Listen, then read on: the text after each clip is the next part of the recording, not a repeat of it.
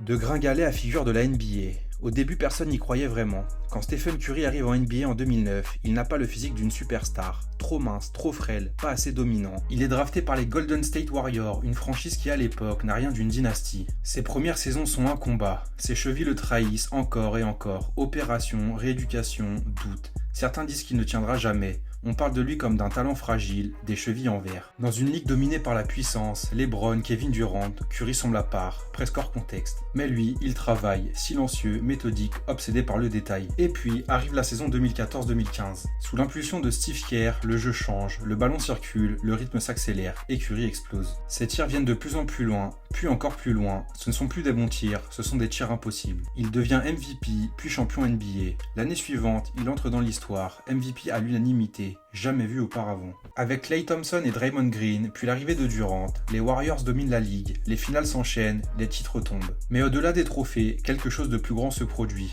Les salles changent, les jeunes changent, le basket change. Les enfants ne rêvent plus seulement de dunker, ils rêvent de tirer comme Curry. Il s'est pas contenté de gagner, il a redéfini la manière de gagner. Et en 2022, avec un 4e titre et un trophée de MVP des finales, il ferme définitivement la bouche aux sceptiques. Le garçon qu'on disait trop fragile est devenu le visage d'une ère. Pas juste un champion, pas juste un MVP, l'un des joueurs les plus influents et les plus grands de sa génération.